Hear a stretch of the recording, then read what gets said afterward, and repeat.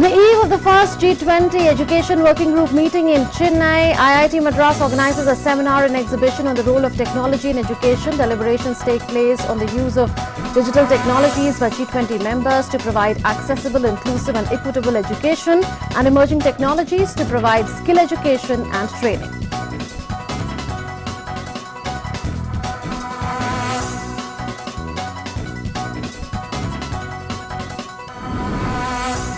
Second and final day of the first G20 International Financial Architecture Working Group meeting in Chandigarh discusses managing global debt vulnerabilities, a global financial safety net and strengthening financial resilience through sustainable capital flows with the aim of addressing multiple challenges faced by vulnerable countries.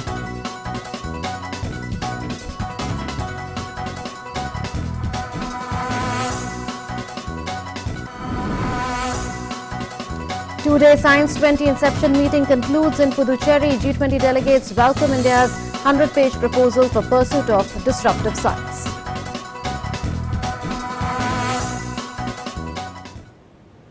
President Draupadi Murmu addressed both houses of parliament on the first day of the budget session, where she said that through the G20 presidency, India is attempting to find collective solutions to the current global challenges in collaboration with other G20 countries, and India is hosting G20 meetings in dozens of cities across India throughout the year, as the government does not want to limit G20 to just one diplomatic program. Take a listen. इस वर्ष Bharat G20 जैसे प्रभावी समूह का नेतृत्व कर रहा है। One earth, one family, one future के मंत्र के साथ भारत की पूरी कोशिश है कि G20 के सदस्य देशों के साथ मिलकर मौजूदा वैश्विक चुनौतियों का सामूहिक समाधान तलाशा जाए। मेरी सरकार इसको सिर्फ एक डिप्लोमेटिक प्रोग्राम तक सीमित नहीं रखना चाहती, बल्कि पूरे देश के प्रयास से भारत के सामर्थ्य और संस्कृति को शोकेस करने का अवसर है। इसलिए पूरे देश के दर्जनों शहरों में साल भर G20 की बैठकें आयोजित की जा रही है। G20 also figures in the Economic Survey 2022-23 presented in Parliament today. In the context of the services sector, it says India attempted to improve its attractiveness as a destination for specialized tourism, and G20 presidency presents a unique opportunity for Indian travel and tourism industry to promote India as a major tourism destination.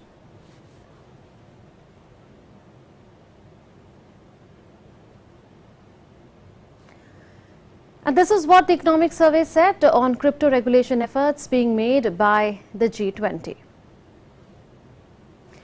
The crypto asset market has been very volatile, with its total valuation swinging from almost $3 trillion in November 2021 to less than $1 trillion in January 2023. The volatility of the crypto asset ecosystem has brought to the forefront the fragile backing and governance problems, as well as the increasing complexity and non-transparency. With related financial stability risks rising, the issue of crypto asset regulation has recently moved up the policy agenda of many nations. International fora like OECD and G20 are discussing a globally coordinated approach to regulating crypto assets.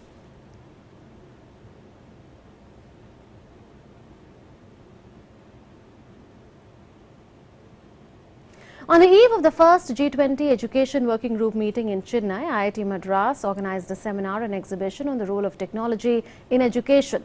Deliberations took place on use of digital technologies by G20 members to provide accessible, inclusive and equitable education, and on emerging technologies to provide skill education and training. Participating member countries of the G20 displayed their EdTech and digital initiatives at an exhibition hosted by India at the IIT Madras Research Park. That exhibition is open till 2nd February. Here's more.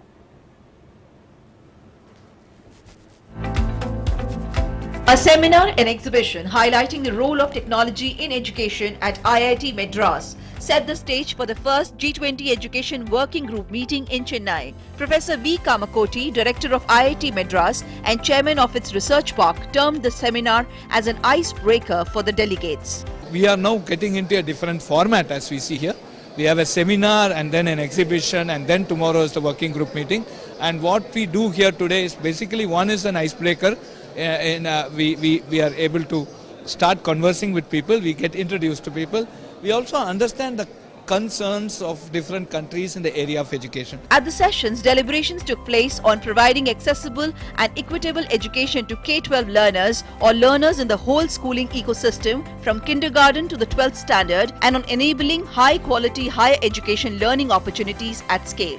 At the exhibition, several stalls of countries and other institutions showcased their education systems. Director of IIT Madras said he expects a huge turnout at the exhibition. We have now 50 stalls here, and this is open today for the delegates who are attending this conference. From tomorrow and day after tomorrow, 2 days, we are going to keep it open for general public. We expect around 20,000 people to come and look at this. Yet another session focused on emerging technologies to provide skill education and learning. Representatives of Saudi Arabia and UAE spoke about their pavilions and how technology is playing a key role in modern education. We are showcasing some of the initiatives about technology in education in Saudi Arabia. There is a lot to explore about these platforms in public education and higher education.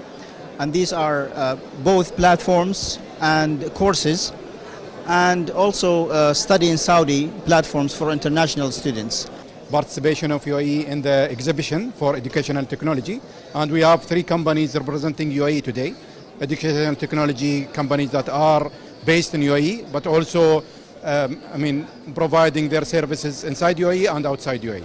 Other delegates spoke on the first Education Working Group meeting and how it will help in setting the tone for further deliberations under the education track under India's G20 presidency. The first meeting of the G20 Education Working Group will be held on 1st and 2nd February. The 4 priority areas in the education realm for India as G20 president are ensuring foundational literacy and numeracy, tech-enabled learning, promoting lifelong learning, and strengthening research and innovation through richer collaboration and partnerships. The icebreaker that is happening today, and then the sessions to follow, which will be 2 days of the Education Working Group meeting.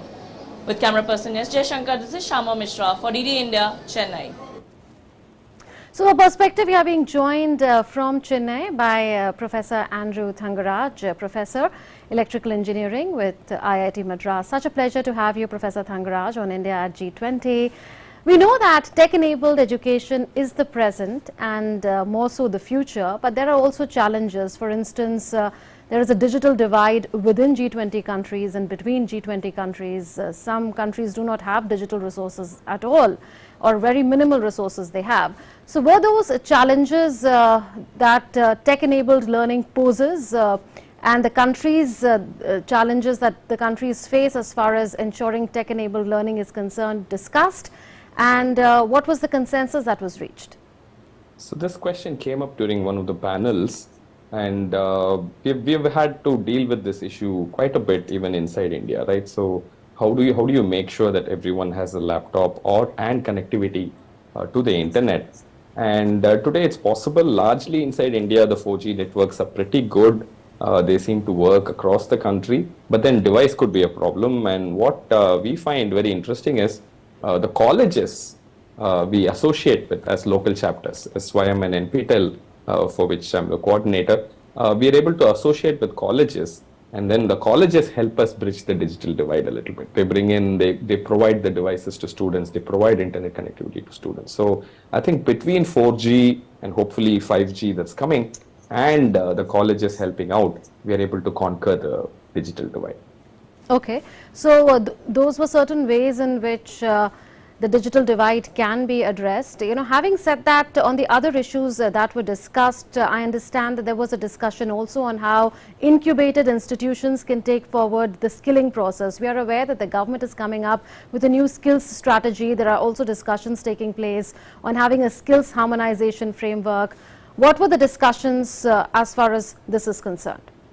So skills is an area where I think the private sector has the maximum possible contribution.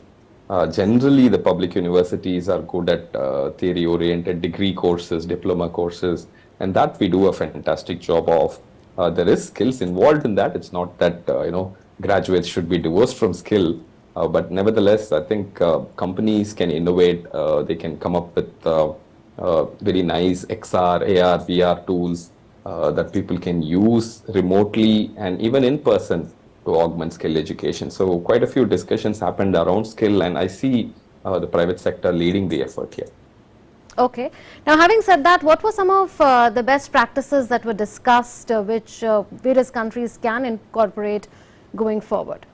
So from my point of view, I think what tech offers, what digital online offers is equitable access.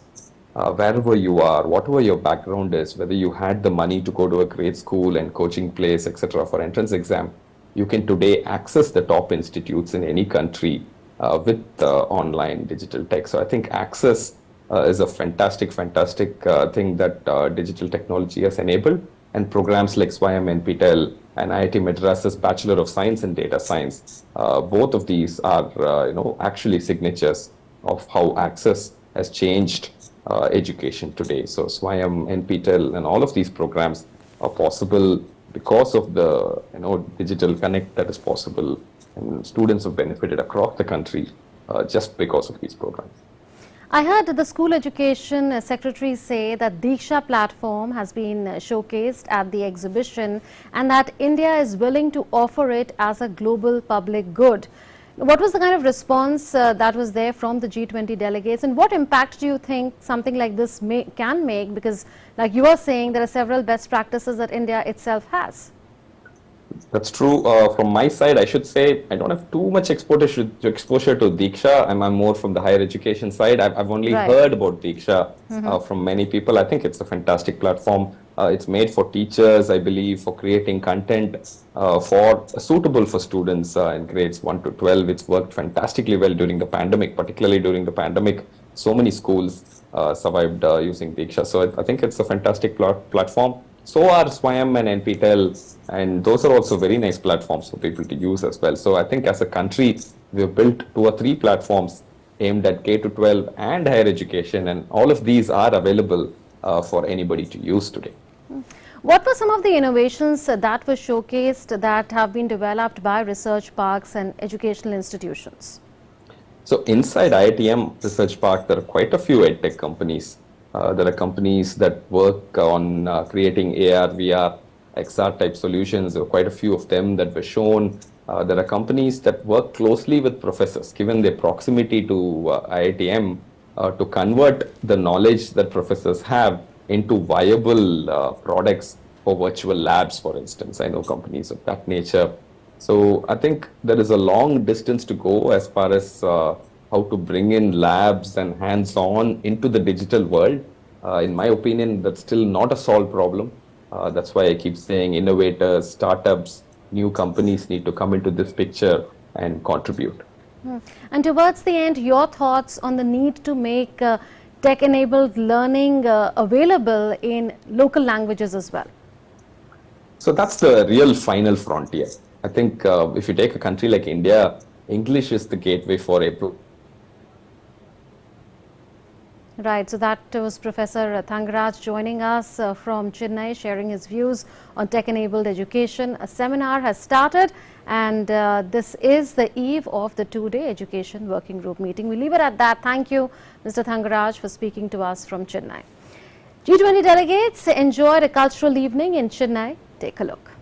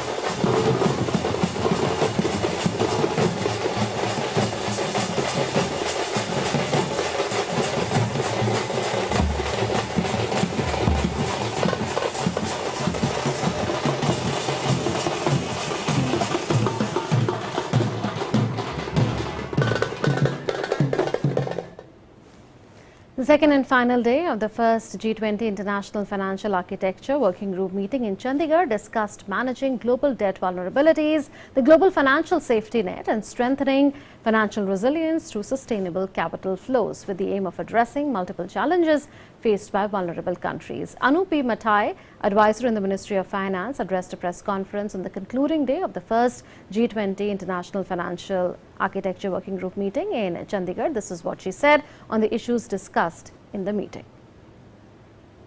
The subjects that were discussed over the last few days were how to strengthen multilateral development banks and how to address challenges associated with the G20 Common Framework for Debt Treatments, which is a previous achievement of the G20 for helping the very poor countries with their debt. This has become, continues to be an important agenda as the debt situation worsens. Now, the focus of this group in 2023 is to support global action for enhancing financing for development, while at the same time strengthening international financial institutions to support vulnerable countries to deal with challenges like pandemics and climate change that are not confined within national boundaries but go beyond boundaries. Ms. Mathai also spoke on the deliverables from the forthcoming meetings of G20. There will be more meetings of this group, and after this, the next the discussions of this meeting will inform the meeting of ministers and central bank governors, which will take place in Bengaluru on 24th and 25th February. So that is the next item on the G20 calendar for the finance track of the G20 calendar. DD India's correspondent Amritpal Singh caught up with foreign G20 delegates participating in the International Financial Architecture Working Group meeting in Chandigarh on the takeaways from the deliberations over 2 days. Listen in.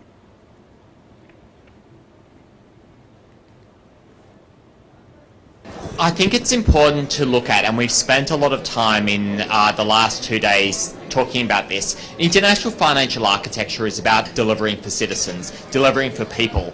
Unless we have the international financial architecture that can deliver increases in standard of living, increases in our ability to adapt to the green transition. In terms of what these deliberations have focused, it's really where policy is actually implemented. It's about making sure that we have the tools and mechanisms to implement what we've agreed and what countries have committed to.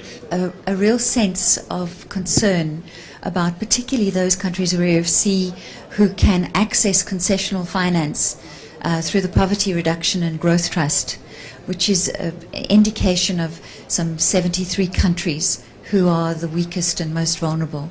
I mean, right now we know, for example, that low-income countries are paying over 20% of their export earnings into external debt servicing. That's an enormous number. And what we see in the discussions is that countries are acknowledging that this is a real weakness of the system and that more needs to be done for them. But what I do see is that there is increasing openness and acceptance of a really concerning environment that countries have the capability and the will to address. Strengthening international financial architecture is a very relevant topic under this quite challenging situation, and especially for this year, the general review of quarter is scheduled, and also IMF launched a new program, which is RST, Resilient Sustainable Trust Fund, and also it's going to planning to strengthen the PRGT program.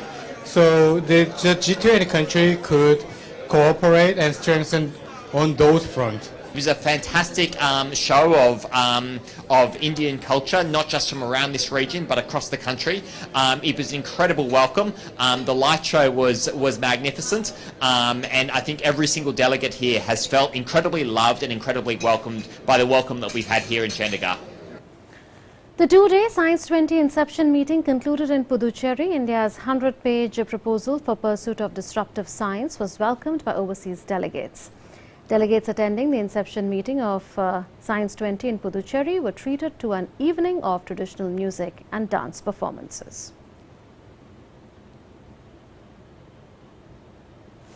G20 delegates in Chandigarh were enthralled by Indian culture, making them put on their dancing shoes.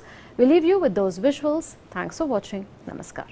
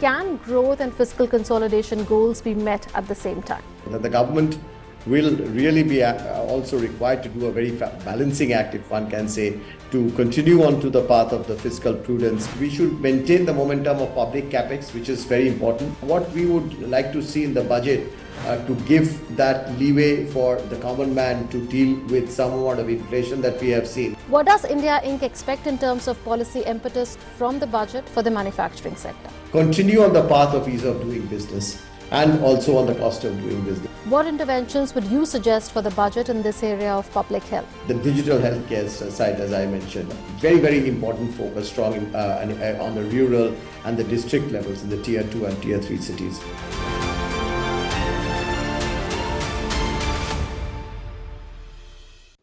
Check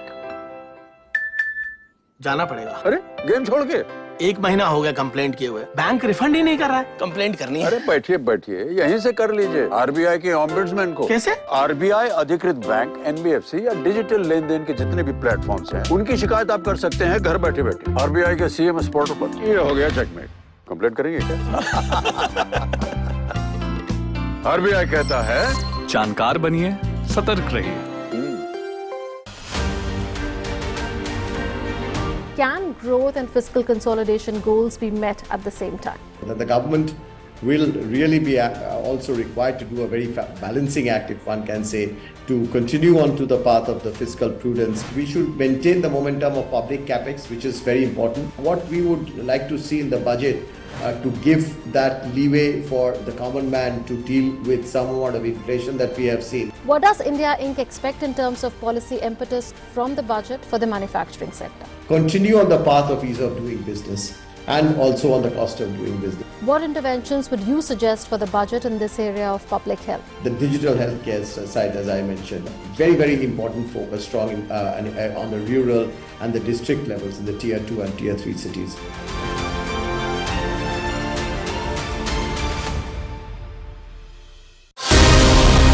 Get in-depth analysis of the important news of the day.